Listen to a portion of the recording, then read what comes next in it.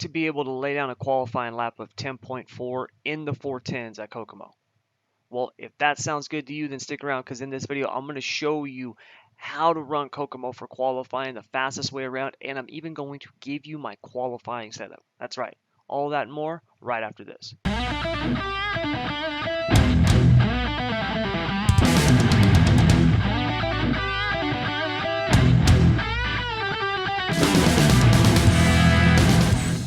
Thomas Brandon here. Welcome to another School of Sim Racing video. Now, like I said, in this video, we're going to be taking a look at Kokomo here in the 410 sprint cars.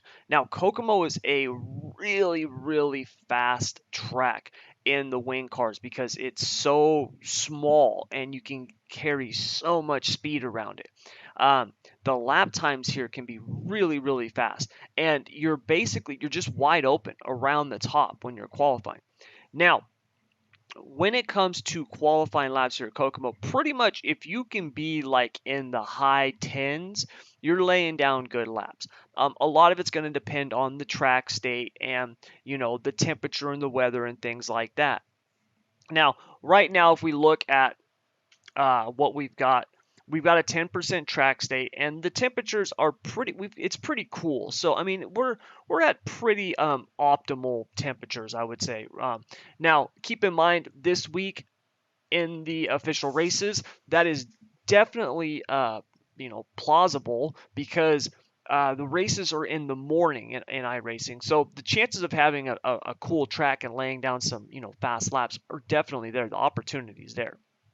Now, before we actually run the laps, let me show you the setup. Now, this setup, I've got it saved as, SSR 410 Kokomo 2020. This will be down in the description below if you're watching on YouTube, or in the comment section if you're watching on Facebook. So first up, tire pressures. This is basically my go-to for tire pressures at the start of an event. And then we've got 13 inches of stagger. Now here on the chassis side, got the top wing, I've got it at 26. Typically I run the top wing on any track that's, linear or smaller. I usually run the wing at 30 degrees, but I've been finding with my newer setups that I'm able to get the car to hook up, and I can take some wing out of it when the track is fresh. So 26 degrees on the top wing, got it all the way forward. Nose wing, I've got at 22. I always run it at 22. And then on our bars, we've got a 10 1/4 in the right front with thousands all around. We have a straight 5 shock on the right front with a 4.6 on the left front. Really, that just ties down that left side, so when we go into the corner and we get the car wing down, it's just going to stay like that, so we can get that nice, that nice action through the corner, nice and fast, keep the throttle down right. We don't have to worry about the suspension unloading or anything like that. Here in the rear, we've got 1,000 bars across the back, and then I've got the back of the car, I've got it pretty much as low as I can almost get it while maintaining my cross weight, which is at 48%. We've got the left rear tied down. I've got a straight 5 shock on the right rear, and then we've got a 1-inch shim on the Packer. I'm trying to, once we get that car winged over, I'm trying to, get it low and keep it low without it bottoming out. And then we've got, 18 inches of spacing, 13 3/4 on the left rear, 2 gallons of fuel. It's a small track, so we can definitely get our qualifying in with 2 gallons of fuel, and a 542 gear. All right. So let's go take a look at how to do this. Now, you can see right here, 10.458. That was the last lap that I turned here in the qualifying session. Now I've got my wheel and my brake and my gas pedal up. And when we're doing this, one of the things about the sprint cars, the wing sprint cars, is that you're typically, when I work with people in these things, it's always, be easy on the wheel, don't put a lot of wheel into it. Here at Kokomo, that's not the case. You're going to be putting some wheel into this thing. You've got to get this thing to rotate. And you can see my tire marks, how high they are. You really want to be up into this bank and get the car rotated so you can get a nice, exit off this corner, because that wall's going to come up fast when you come out of turn 4. Going into turn 1, you really have to get this thing rotated, and you want to make sure that you do so and not slide up into that wall, which can happen because you're carrying so much speed. All right, so let's take a look at how we do this.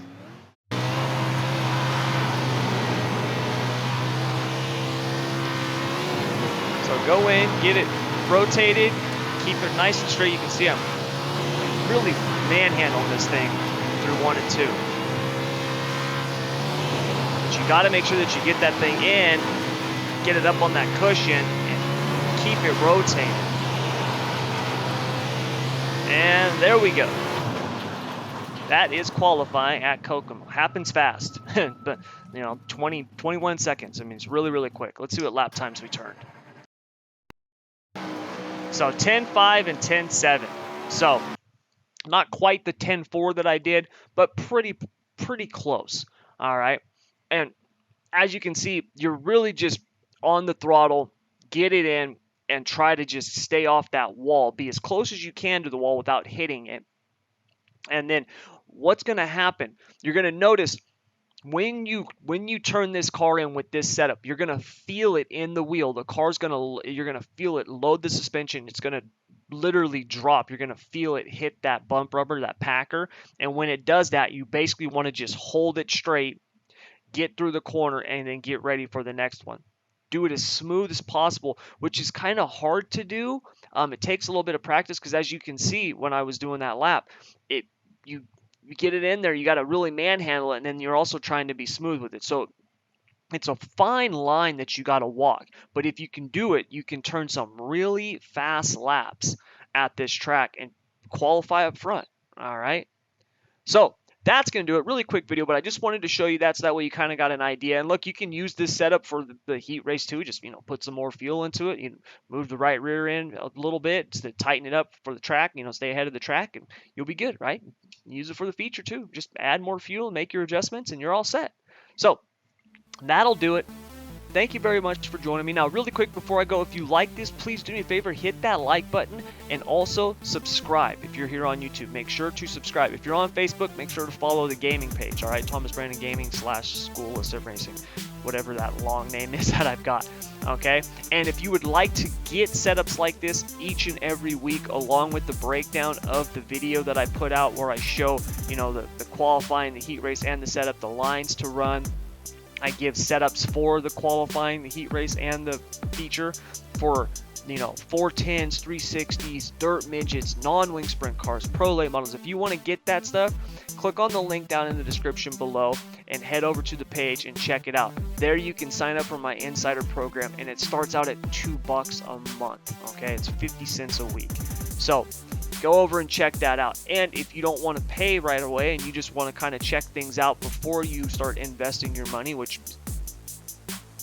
then click on the link below and head over to my private Facebook group and my Discord server, and you can check out all of the stuff that we got there. We got an awesome community at SSR. It's growing each and every day, and you can get my setups from the previous season for free. I just give them to you, along with a ton of other training material. So if that sounds good, check out the links down in the description below.